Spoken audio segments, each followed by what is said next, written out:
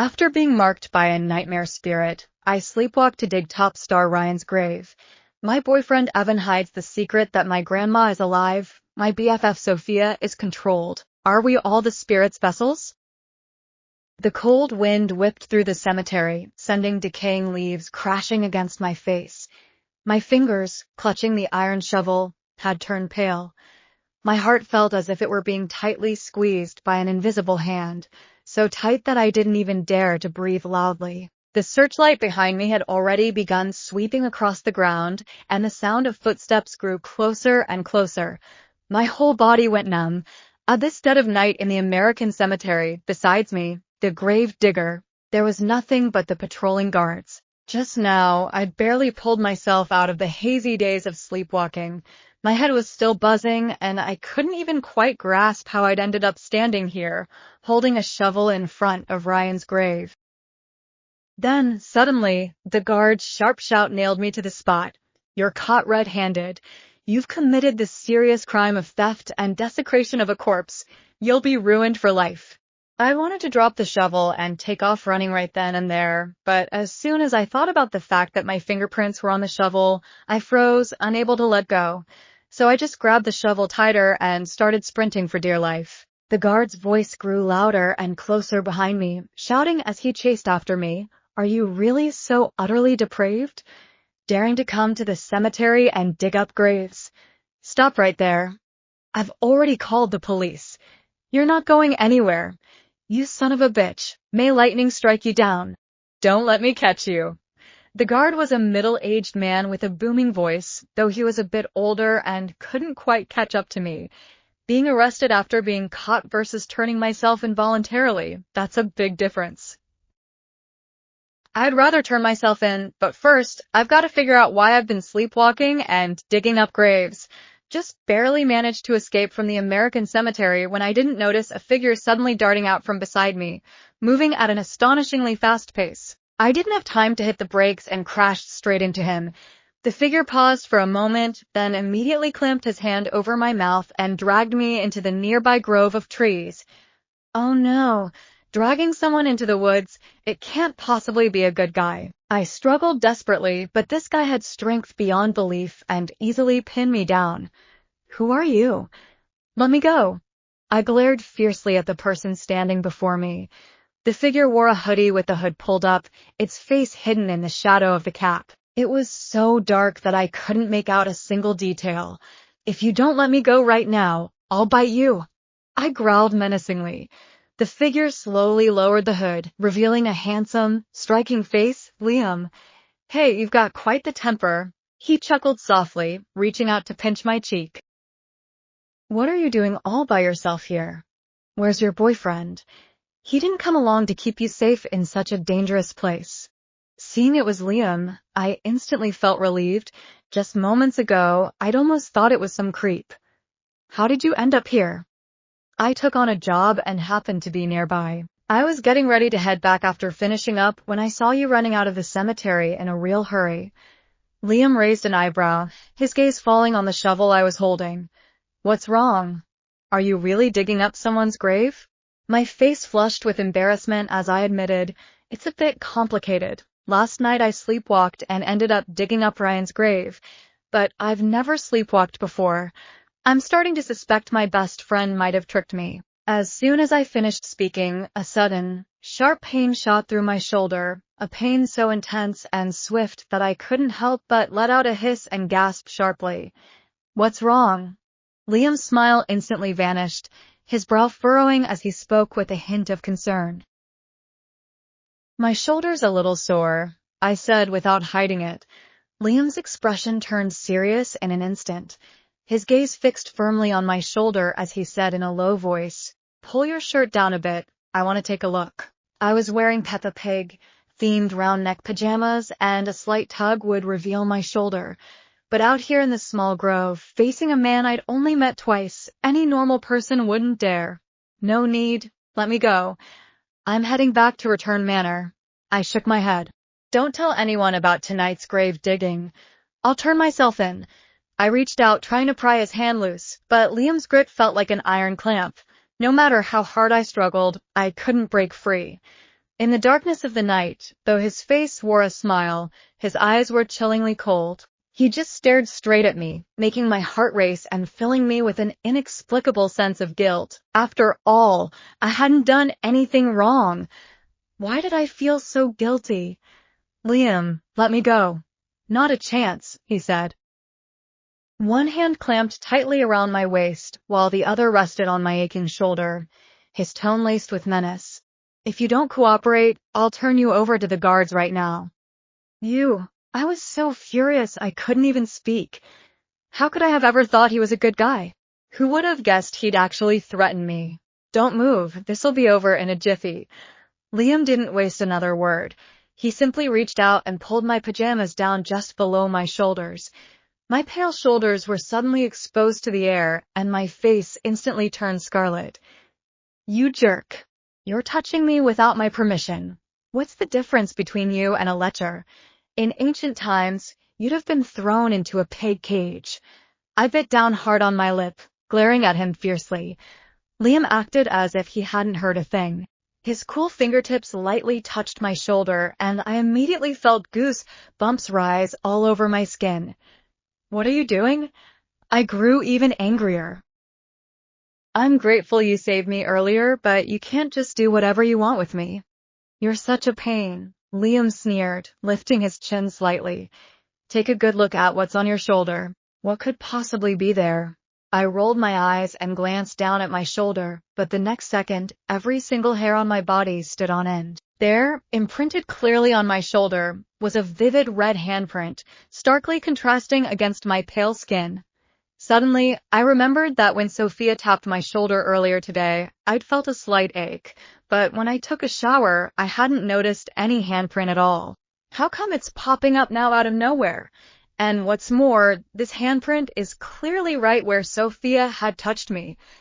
I asked urgently, This handprint, what on earth is going on?" Without needing to think twice, I knew for sure this handprint had something to do with Sophia, and even more so, it was inextricably linked to my nocturnal wandering and grave digging from last night. "Sophia, are you really still you, or have you somehow changed?" My heart was filled with both anger and bitterness. All I could think about were the days when Sophia and I used to goof around together. When exactly did she start changing? Liam withdrew his hand and gently pulled up my collar. A hint of confusion flickered in his eyes. "This is a mark left by a nightmare spirit," he said. "The person marked will obey its commands in their sleep. Whatever it wants you to do, you'll end up doing." "What's a nightmare spirit?" "You could think of it as a kind of supernatural creature that can manipulate people in their dreams." Liam paused briefly, then added, "For example, last night it manipulated you into sleepwalking and came here to dig up Ryan's grave." I stared at the pale pink handprint on my shoulder, my chest heaving with rage. It took all my effort to keep my anger in check. "So, do you have any way to remove this handprint?" I didn't dare to imagine what I might do next time I fell asleep. As long as this mark remained, who knew what I'd end up doing? Tonight it was just digging up a grave. But what if one day I caused even greater harm? What if I hurt someone? Liam didn't give me a definite answer. He just said, "I'll give it a shot." As he spoke, he summoned Jade, the second time I'd seen this beautiful little spider. No wonder it was called Jade. It was entirely gleaming white, like a smooth, warm piece of jade. "Jade, go," Liam said, lightly tapping the little spider's head with his fingertip. Jade immediately leapt onto my shoulder, and I froze in sheer terror. No matter how different it was from ordinary spiders, it was still a spider. What's it going to do?" I swallowed hard, my voice trembling with anxiety, as I watched Jade climb onto the handprint. Liam pressed his index finger gently against my lips and whispered, "Should, don't make a sound." I bit back the words that had already risen to my throat and stared helplessly as Jade carefully positioned itself over the handprint and sank its teeth into it. A searing pain shot through my shoulder in an instant, and I couldn't help but let out a soft cry. "Ouch!" "Don't move. Just stay still," Liam said, reaching out to hold my wrist firmly, preventing me from reaching for Jade. Jade bit 3 times in quick succession, each bite more painful than the last. The The pain was so intense that my face turned pale and cold sweat soaked through my pajamas. As the pain gradually subsided and my shoulder grew numb and tingling, the bright red handprint faded considerably. Liam let out a sigh of relief. This mark is tougher than I'd expected. Jade can't get rid of it in one go. Over the next 2 days, just let it bite you 3 times each day, and the mark will completely disappear. I was utterly dumbfounded. Forget whether I can even stand the pain. I'm worried that during those 2 nights, I might fall asleep and somehow end up getting myself into trouble again. Don't worry, I'll make sure nothing happens to you. I'll take you home myself, Liam said with a wink, his tone utterly confident. I'd wanted to refuse, but going back alone late at night really was dangerous, so I reluctantly agreed. As I reached for the shovel to leave, Liam took it from me instead, wiped the handle clean with his shirt, and then tossed it onto the side of the road. I'll erase your fingerprints. No need to carry them around and round and run off anymore. He smiled. We emerged from the other side of the grove, and Liam, who knew this area like the back of his hand, quickly led me to the main road. A super cool motorcycle was parked by the roadside. With one long-legged leap, he hopped onto the seat and handed me a helmet. Get on. Just as I took the helmet, I heard the sharp reprimand of a guard echoing in the distance, sending me scrambling onto the back seat with both hands and feet. Hold on tight. I'm going pretty fast, Liam warned. The motorcycle shot forward with a jolt, and the force of the acceleration made me instinctively wrap my arms around his waist, terrified of being thrown off. The wind whistled past my ears, and by the time the bike finally came to a stop, my hair was a complete mess, and I felt utterly dazed. I figured you didn't want Evan to see me driving you all the way to your doorstep, so I dropped you off right here, Liam said, taking off his helmet and giving me a soft, warm smile. I'll stay here and watch you go inside. Thanks for today. Anytime you need my help in the future, I'll be there without hesitation, I said earnestly. Aren't you afraid Evan get jealous? He raised an eyebrow. I'll talk to him about it, I replied. Liam chuckled softly. What's so great about an old man anyway? Lila, you should take a good look at me. You just don't get it, I frowned, saying no more. Then I turned around and hurried toward Return Manor. Sneaking quietly back into my room, covered in dirt and grime, all I wanted was to jump straight into the shower. It wasn't until I passed by the basin where Evan kept his water that it suddenly hit me. Why hadn't he stopped me from sleepwalking? But when I looked down, the basin was empty. The little red fish was gone. Where had Evan gone? Had he not noticed I'd been sleepwalking, or was he simply not home at all? He never tells me where he's been, yet somehow I can't help feeling strangely resentful. Maybe I'll take a bath to calm down first. There's a bathtub in the bathroom. Once I've filled it with warm water, I jump right in. Before I've even soaked for 2 minutes, I suddenly feel something slippery and slick moving between my legs. Goosebumps immediately spring up all over my body. I shoot up from the tub in one swift motion, staring warily at the surface of the water. Underneath the white foam, a tiny red shadow flashes by in an instant. My heart skips a beat, and I vaguely begin to guess what it is. Eva. Just as I'm about to finish the word, there's a loud splash, and water from the tub splatters everywhere. A figure, brimming with fury, suddenly emerges from the water, Evan, completely naked. Why you? When did you get here? I stammer, unable to bring myself to look anywhere but straight ahead. Evan had pale skin yet strikingly defined lines. His chest and abdominal muscles were sharply outlined. His long, jet-black hair fell casually over his shoulders, just enough to cover his most sensitive areas. His gaze locked onto me, and a faint blush crept up the tips of his ears. I've been right here all along, didn't you notice? His tone was harsh, but his eyes seemed to avoid meeting mine. I checked the bathtub carefully when I filled it. I'd definitely been alone. Yet as I looked into his unwavering gaze, I began to wonder if maybe I'd simply misread the situation. Sorry, I wasn't paying attention. I started to lift my leg, intending to step out of the tub, but just as I moved, I realized with a jolt that I was completely naked. No wonder his ears had turned red. It was as if we'd finally laid our cards on the table. Don't you dare look, I shouted at him. Evan slowly turned his head away, but couldn't resist adding under his breath, There isn't a single inch of you I haven't seen already. Even if I didn't look, I'd still remember it crystal clearly. I almost spat out a mouthful of old blood. That's totally different. Back then, the lights were off. Oh, how's it different? He raised an eyebrow, his tone laced with playful teasing. Embarrassed and furious, I grabbed it around myself and bolted out of the bathroom as if fleeing for my life. I quickly threw on some clothes and dove under the covers, my wildly pounding heart slowly starting to calm down. Just thinking about what had just happened made my face flush all over again. Why on earth was he even in the bathtub in the first place? As I was lost in these wild thoughts, two hands suddenly reached around from behind me, hot to the touch and carrying a crisp scent of cedar. They wrapped themselves around my shoulders and forcefully spun me around. Lila, Evan's voice was husky, close enough that his breath brushed against my face. Are you feeling guilty? I hung my head, feeling a bit guilty for having seen Liam tonight. But then I thought to myself, I haven't done anything wrong, why should I feel guilty? Suddenly, I snapped my head up and stared straight into his eyes. He was already wearing a silk pajama robe, loosely draped around him, exuding a languid kind of sexiness.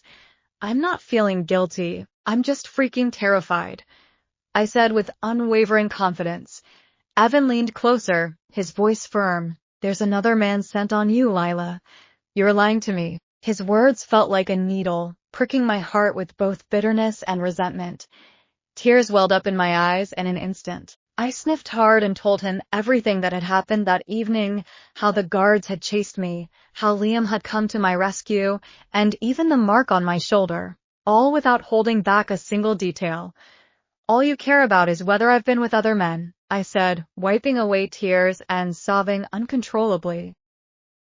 Do you think I'm some kind of prize to be won? Every man has to circle around me? Are you just insecure about yourself, or do you simply not trust me at all?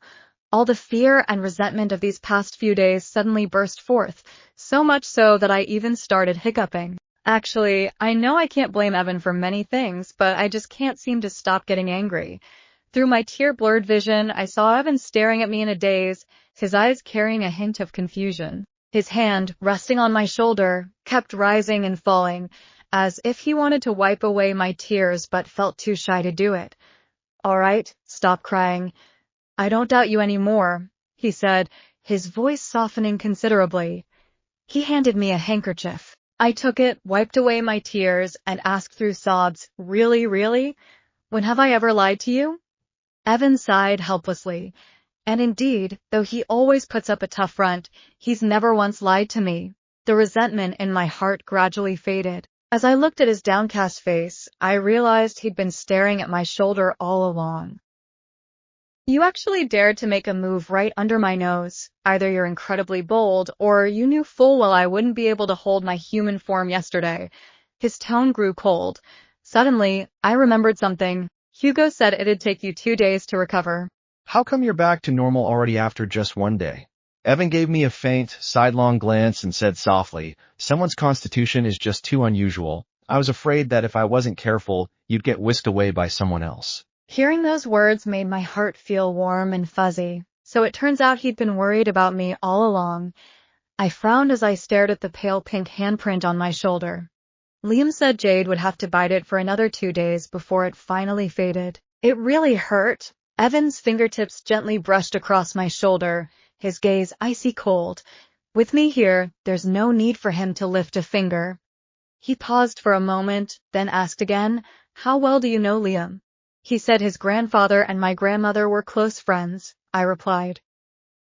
I didn't mention the arranged marriage. Anyway, I'd never have gone through with it, so better to leave it at that. I've also been meaning to find time to visit Grandma's place and ask her about herself. Are you sure? That's what he said, though I'm not entirely certain myself, I answered honestly. Evan's fingers began to play with the strands of my hair, and suddenly he said, I knew your grandmother. I was taken aback. After all, he'd lived so long, it wasn't surprising that he'd known her. But what he said next sent a chill straight through me. Your grandmother isn't dead. My grandmother isn't dead. My heart skipped a beat, and I wanted to press him for more details, but my eyelids grew heavier and heavier. No matter how hard I tried, I just couldn't keep them open any longer. Finally, I drifted off into sleep completely. The next morning, as soon as I opened my eyes, I saw Evan staring straight at me, so intently that I nearly fainted from fright. Did you have a dream last night? We both spoke at the same time, but his words came out faster, cutting me off mid-sentence. I thought back for a moment. Last night, I'd been so exhausted that I'd fallen asleep as soon as my head hit the pillow. I hadn't even dreamed at all. Nope, I slept like a log. Hearing this, Evan's expression instantly darkened, his face full of disappointment. Confused, I asked, "Why are you disappointed? Isn't it actually great that I don't dream? I'm worried I might wander in my sleep and cause trouble." "I'm just bored," he said in 3 terse words before getting up and walking out. After tidying myself up, I turned on my phone. Last night, the battery had run out and the phone had shut down. As soon as I powered it back on, the notification sound started blasting incessantly, nearly freezing the device. When I tapped on the trending topics, I almost died right there. #Ryan's grave dug up. Ashes missing hashtag was at the top of the list, and below it were nothing but furious comments from fans, cursing the grave diggers as heartless and utterly insane. Looking at those sharps, scathing remarks, the phone in my hand was trembling. Though it was all orchestrated, I was the one who dug up the grave. Ryan's ashes are definitely with Sophia. She'd been pressuring me to steal them yesterday, and now she's the most suspicious person around. I've got to go find Sophia. She's definitely been possessed by that damned haunting spirit.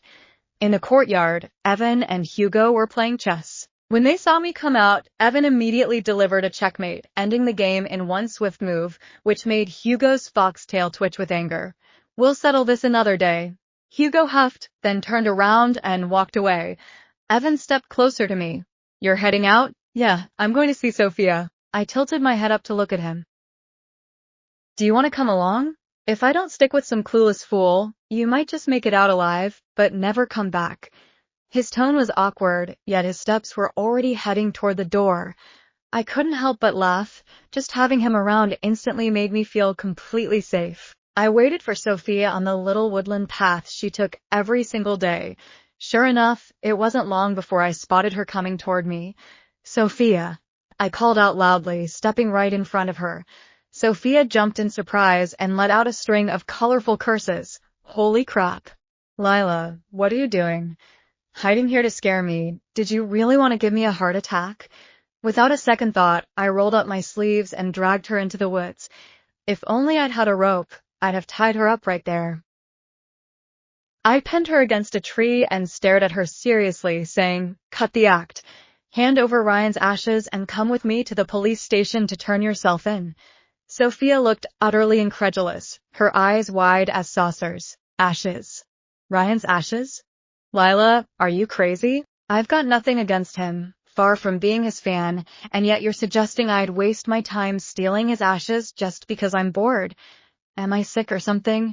"You're the one who's sick," I snapped. "Yesterday, you asked me to meet for bubble tea, told me Ryan wanted you to be his ghost bride, and even forced me to steal his ashes, saying it'd ensure he'd never reincarnate. Now you're trying to deny it." Sophia froze, her lips trembling. "Are you sure it was me who said all that yesterday?" "I wasn't feeling well yesterday. I stayed in the dorm sleeping most of the day, half asleep and dazed. All I remember is having some wild, bizarre dreams." Just mentioning dreams made her face turn deathly pale in an instant. "But I did dream about you, about talking to you at the bubble tea shop." I can't quite recall what we said exactly, but it felt really weird. My heart sank, so it really was connected to the haunting Liam had mentioned. Yesterday's Sophia, she was probably manipulated too. She wasn't dreaming, she was sleepwalking. In her sleepwalking state, she left a mark on me and even forced me to steal some ashes. "After you woke up, did you notice any strange marks on your body?" I stared intently into her eyes, my voice urgent. "Like red handprints, unexplained bruises, or did someone in your dream make you promise to do something?"